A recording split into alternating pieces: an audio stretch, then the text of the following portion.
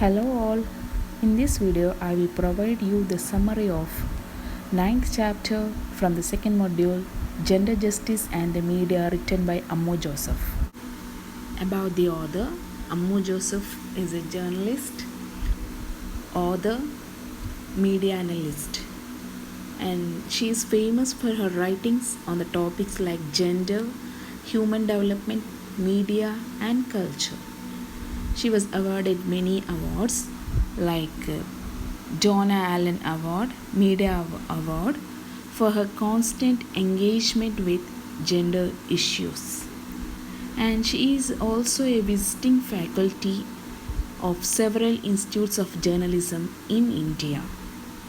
And she is the founder member of Network of Women in Media, India. This essay is about the difference in the representation of gender, that is men and women, in media coverage. This essay is based on the presentation of author Ammu Joseph at the state level workshop for journalism students on the theme Media Changing Times in Kozhikode, and this workshop is conducted in May 2012. This essay also presents us the valuable data and study to show that different ways in which two sexes, that is male and female, have been represented in the media. സ്ത്രീയും പുരുഷനും എങ്ങനെയാണ് മീഡിയയിൽ present ചെയ്യുന്നത്, അതിനെ related ആയിട്ടുള്ള ഒരുപാട് data സ്റ്റഡീസൊക്കെ ഇവിടെ ഈ ഒരു എസ്സേയിലൂടെ അമ്മു ജോസഫ് നമുക്ക് തരുന്നുണ്ട്. And this essay offers another important question: why the problem of gender inequality continue, and how this inequality is deeply rooted in the manner of media representation.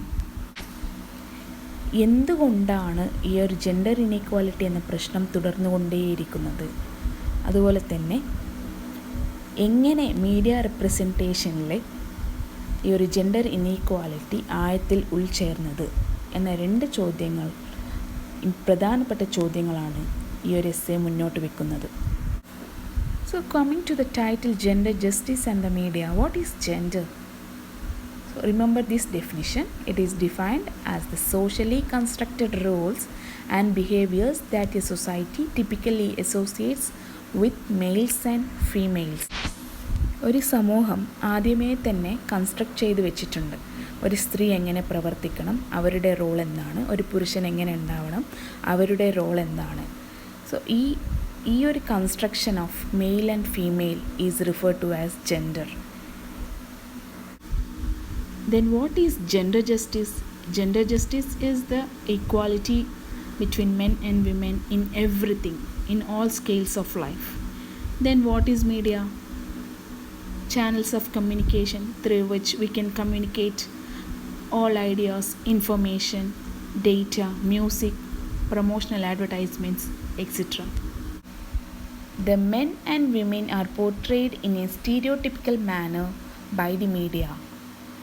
Both men and women are suffering from this because this media places expectations and limitations on them, and thus the portrayal of men and women are closely linked.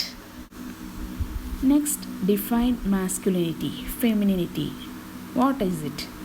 Social expectations of being a man or a woman, and it refers to a society's idea about the roles, behaviors that are considered appropriate for boys or girls in a given society.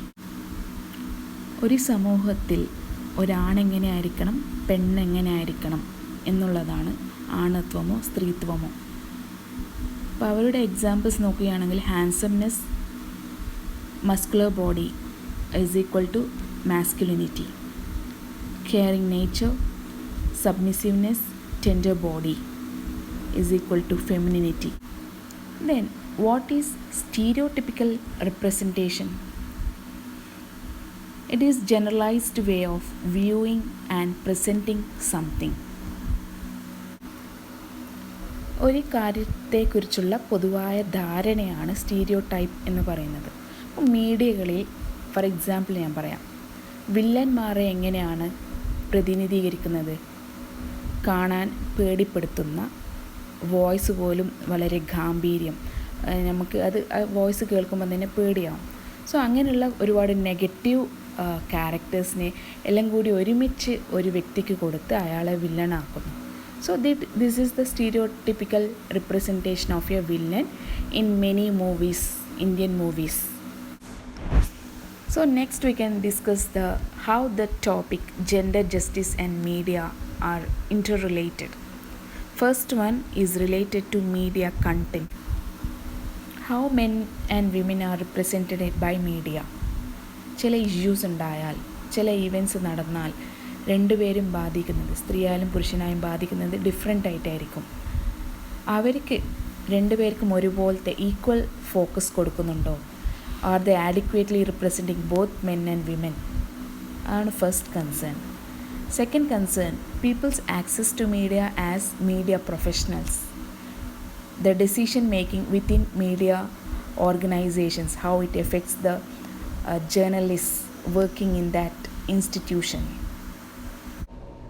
ഓരോ സ്ഥാപനങ്ങളിലും അവരെടുക്കുന്ന തീരുമാനങ്ങൾ അവിടെ work ചെയ്യുന്ന ജേർണലിസ്റ്റിനെ എങ്ങനെ ബാധിക്കുന്നു എന്നതാണ് second aspect. Third one is related to right to information and communication. Issue of people's access and the relationship with media as citizens and audiences. മീഡിയയെ ജനങ്ങൾ എങ്ങനെ സമീപിക്കുന്നു, ഒരു പൗരൻ എന്ന നിലയിലും ഒരു ഓഡിയൻസ് എന്ന നിലയിലും അവരെങ്ങനെ മീഡിയയെ സമീപിക്കുന്നു എന്നതാണ് third aspect. Last one, it is the most neglected aspect, that is the impact on women and men, the laws and policies relating to the media and communication. മീഡിയയിലുള്ള നിയമങ്ങൾ എങ്ങനെ പുരുഷന്മാരെയും സ്ത്രീകളെയും ബാധിക്കുന്നു എന്നതാണ് last aspect. Then the author gives reasons why she selected the mass media. Mass media is omnipresent and omnipotent. Omnipresent means സർവ്വവ്യാപിയാണ്. Mass media എന്നുള്ളത് ഇപ്പോൾ we can see everywhere. And omnipotent because it is very powerful to do anything. ഈ സമൂഹത്തിൽ എന്ത് മാറ്റം വരുത്തണമെങ്കിലും ഈ mass മീഡിയക്ക് സാധിക്കും എന്നതാണ്. So it not only spreads information spread ചെയ്യുക മാത്രമല്ല, അതിൽ പുറമേ നമ്മളുടെ ലൈഫിലെ മൂല്യങ്ങളെയും നോംസിനെയും ഇൻഫ്ലുവൻസ് ചെയ്യുന്നുണ്ട്. ഈവൻ നമ്മളുടെ ഒരു ജീവിത രീതി തന്നെ ഈ മാസ് മീഡിയ നമ്മളെ വളരെ സ്വാധീനിക്കുന്നുണ്ട് എന്നതാണ്. And it is playing the role once played by our family, religion, education institutions. പണ്ടുള്ള കാലത്ത് ഫാമിലി, റിലീജിയൻ നടത്തേണ്ടിയിരുന്ന റോൾസൊക്കെ ഇപ്പോൾ ആരാണ് നടത്തിക്കൊണ്ടിരിക്കുന്നത്? മാസ് മീഡിയ ആണ്. In order to establish her point, author quotes George Gerbner. Who is George Gerbner? He is an American academic, professor of communication and founder of cultivation theory. What does he say? He says that the stories told by media through multiple channels of communication views the seamless web of the cultural environment that cultivates most of what we think, what we do and how we conduct our effort. നമ്മളുടെ day to day activities, നമ്മൾ എന്ത് ചിന്തിക്കണം, എങ്ങനെ പ്രവർത്തിക്കണം എന്നുള്ളത് media അവർ പറയുന്ന കഥകളിലൂടെ ഒരു വലയം തന്നെ സൃഷ്ടിച്ചു. Traditionally, media played yet another important role in democracy. What is it? It created public sphere. Issues of importance to public are discussed and debated. Presents information important to citizens' participation in national and community life. ഒരു സമൂഹത്തിൽ citizen participation അത്യാവശ്യ ഘടകമാണ്. അതിന് വേണ്ടിയിട്ടുള്ള essential information media public സ്ഫിയറിലൂടെ present ചെയ്യുന്നു. എല്ലാം അറിഞ്ഞ് വോട്ട് ചെയ്യുന്ന ജനതയുടെ മുകളിലാണ് ഡെമോക്രസി ഡിപ്പെൻഡ് ചെയ്തിട്ടുള്ളത്. ഈ ഒരു ഡെമോക്രസീനെ മുന്നോട്ട് കൊണ്ടുപോകുന്നത് പബ്ലിക് സ്ഫിയറിലൂടെയാണ്. പക്ഷെ പബ്ലിക് സ്ഫിയറിന് പരിപോഷിപ്പിക്കാൻ ഇപ്പോൾ മീഡിയ തയ്യാറാവുന്നില്ല. എന്തുകൊണ്ടാണ്? Due to increased commercialization.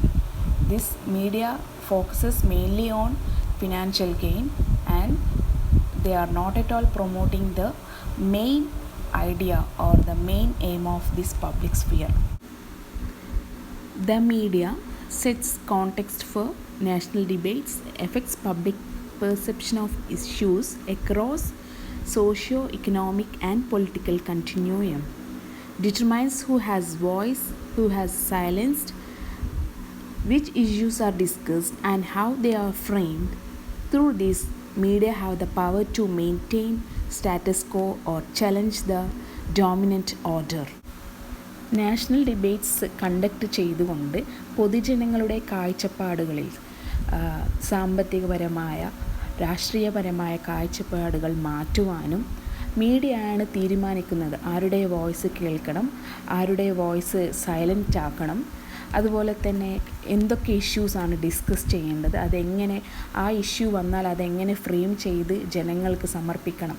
അതുകൊണ്ട് ഇങ്ങനെയുള്ള കഴിവുകൾ ഉള്ളത് കൊണ്ട് തന്നെ മീഡിയ എന്താണ്, നിലവിലുള്ള ഭരണം തുടർന്ന് കൊണ്ടുപോകണോ ഇല്ലെങ്കിൽ ഇപ്പോഴുള്ള പവറിലുള്ള ആൾക്കാരെ ചാലഞ്ച് ചെയ്യാനും മീഡിയക്ക് കഴിവുണ്ട്.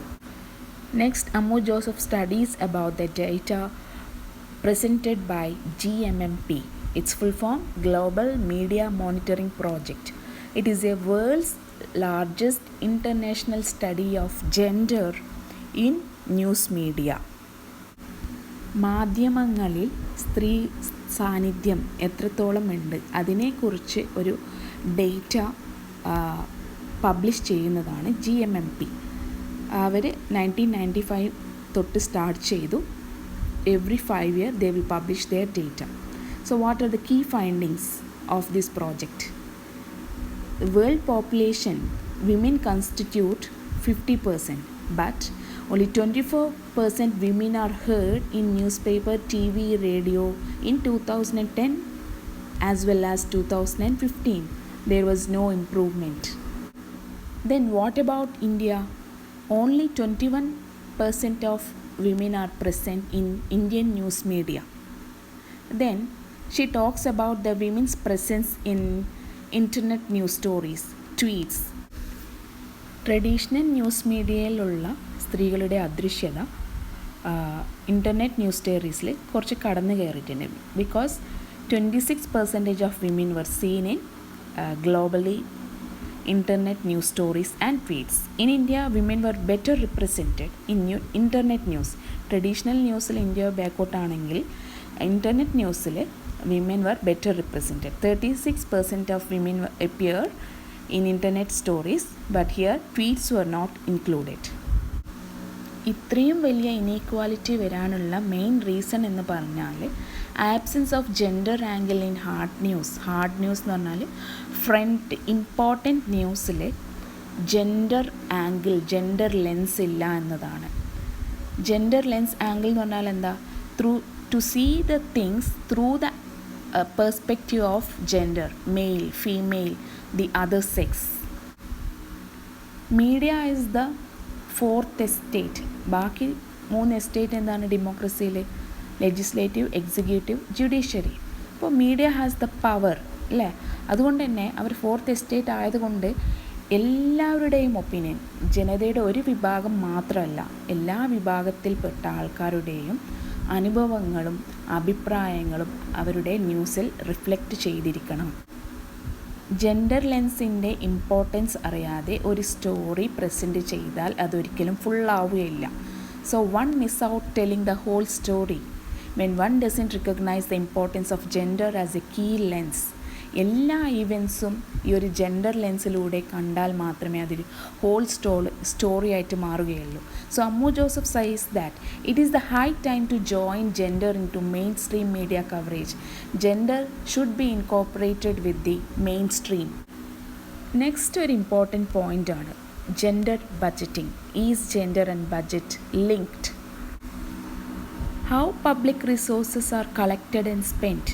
എങ്ങനെയാണ് പൊതുവിഭവങ്ങൾ കളക്ട് ചെയ്യുന്നത്, സ്പെൻഡ് ചെയ്യുന്നത്, അതിൻ്റെ മുകളിൽ ഫോക്കസ് ചെയ്തുകൊണ്ട് സ്ത്രീകളെയും പുരുഷന്മാരുടെയും തമ്മിലുള്ള സമത്വം കൊണ്ടുവരാനുള്ള ഒരു സ്ട്രാറ്റജിയാണ് gender budgeting. Through the pattern of resource allocation means dividing equally, national budgets impact men and women differently. National budgets സ്ത്രീകളെയും പുരുഷന്മാരെയും വ്യത്യസ്ത രീതിയിലാണ് സ്വാധീനിക്കുന്നത്. സോ ഈ ജെൻഡർ ബഡ്ജറ്റിംഗ് ആരാണ് ഇൻട്രൊഡ്യൂസ് ചെയ്തത്? P Chidambaram during his presentation of union budget 2005-06. Next, Ammu Joseph talks about Vibhuti Patil. She is the feminist economist, and she says that all the policies outlined in an official budget impact women in particular ways.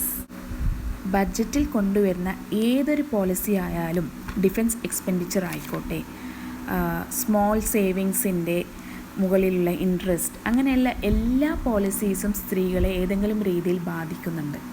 And Vibhuti Patil analyses union budget of 2007 and 8 and she was really disappointed. She says a small amount allotted for social security for unorganized sector, ഒരു ചെറിയൊരു തുക മാത്രമേ അവരുടെ social security, unorganised സെക്ടറിൽ work ചെയ്യുന്നവർക്ക് social security ആയിട്ട് കൊടുത്തിട്ടുള്ളൂ. പക്ഷെ അവിടെയാണ് കൂടുതൽ സ്ത്രീകളും വർക്ക് ചെയ്യുന്നത്. അതുപോലെ തന്നെ വാട്ടർ സപ്ലൈ, സാനിറ്റേഷൻ ബഡ്ജറ്റ് അലൊക്കേഷൻസിൽ സ്ത്രീകളെ ഉൾപ്പെടുത്തിയിട്ടില്ല. പക്ഷേ വാട്ടർ സപ്ലൈ ഒക്കെ കൂടുതലും സ്ത്രീകളെയാണ് അത് ബാധിക്കുന്നത്. ആൻഡ് മൈനോറിറ്റി കമ്മ്യൂണിറ്റീസിൽ നിന്ന് വരുന്ന സ്ത്രീകൾക്ക് വളരെ ചെറിയ തുക മാത്രമേ അലൊക്കേഷൻ കൊടുത്തിട്ടുള്ളൂ. സോ ഷീ സേയ്സ് കുക്കിംഗ് ഓയിലിൻ്റെ പ്രൈസ് മാത്രമല്ല സ്ത്രീകളെ സ്വാധീനിക്കുന്നത്, ബഡ്ജറ്റിലെ എല്ലാ ഇഷ്യൂസും സ്ത്രീകളെ തീർച്ചയായും ബാധിക്കുന്നു എന്നാണ് വിഭൂതി പാട്ടീൽ പറയുന്നത്. Broader issues dealt with in the budget have impact which is to be considered. ബഡ്ജറ്റിലെ പറയുന്ന എല്ലാ കാര്യങ്ങളും സ്ത്രീകളെ സ്വാധീനിക്കുന്നുണ്ട്. ഇതിനൊരു പരിഗണന അത്യാവശ്യമാണ്. എല്ലാ പാർട്ടികളും അവരുടെ പാർട്ടി വിജയിക്കാൻ വേണ്ടി സ്ത്രീ ശാക്തീകരണം, വിമൻ എംപവർമെൻറ്റ് അവർ ഇലക്ഷൻ മാനിഫെസ്റ്റോയിൽ ഉൾപ്പെടുത്തും. പക്ഷേ ആരും തന്നെ അവരോട് എന്താണ് ഈ ഒരു വിമൻ എംപവർമെൻറ്റ്, എന്താണ് സ്ത്രീ ശാക്തീകരണം, അതിനുവേണ്ടി അവരെന്തൊക്കെ ചെയ്യുന്നു എന്ന് ആരും തന്നെ ചോദ്യം ചെയ്യാറില്ല. കൂടുതലും സ്ത്രീകളുടെ അഭിപ്രായങ്ങളൊന്നും ആരും തന്നെ ചോദിക്കില്ല. അവർ വരി നിൽക്കുന്നതും ജാഥ പോകുന്നത് ആ ഒരു ഫോട്ടോസ് എടുക്കുക അല്ലാതെ അവരുടെ അഭിപ്രായങ്ങൾ ആരും രേഖപ്പെടുത്താറില്ല. In the conclusion part, Ammu Joseph says that women don't form a homogeneous group. There is a wide variety of social, economic, ethnic, class, cultural background. ഒരു സ്ത്രീകൾ എന്ന് പറയുന്നത് ഒരൊറ്റ ഗ്രൂപ്പല്ല, എല്ലാവർക്കും വ്യത്യസ്ത രീതിയിലുള്ള ബാക്ക്ഗ്രൗണ്ട് ഉണ്ട്. So the gender lens should incorporate all the different experiences. ഈ വ്യത്യസ്ത രീതിയിലുള്ള അനുഭവങ്ങൾ എല്ലാം തന്നെ ജെൻഡർ ലെൻസിൽ ഉൾപ്പെടുത്തണം. Women's voices should be heard on variety of topics. സ്ത്രീകളുടെ അഭിപ്രായങ്ങൾ എല്ലാ കാര്യത്തിലും, പോളിറ്റിക്സ്, ബിസിനസ്, സ്പോർട്സ്, സയൻസ്, ടെക്നോളജിയിലെ അവരുടെ അഭിപ്രായങ്ങൾ കേൾക്കണം. If the media doesn't accept gender as one of the angles to be explored while reporting anything, they will never report events holistically. Media ഒരിക്കലും ജെൻഡറിനെ ഒരു ആംഗിളായിട്ട് അംഗീകരിക്കുന്നില്ല എങ്കിൽ അവർ റിപ്പോർട്ട് ചെയ്യുന്ന ഏതൊരു കാര്യവും മുഴുവനാവില്ല. It will be only a part. Ammu Joseph ends essay by quoting words of two African women. Justice Athalia Molokomo says that what is more important to free speech is every part of society should have a voice. ഒരു സൊസൈറ്റിയിൽ എല്ലാവർക്കും voice ഉണ്ടെങ്കിലാണ് അവിടെ free സ്പീച്ചിന് പ്രാബല്യം വരികയുള്ളൂ. Colin Love Mona says that when every voice is heard, we can stop counting the voices. I hope you understand this essay, Gender Justice and the Media.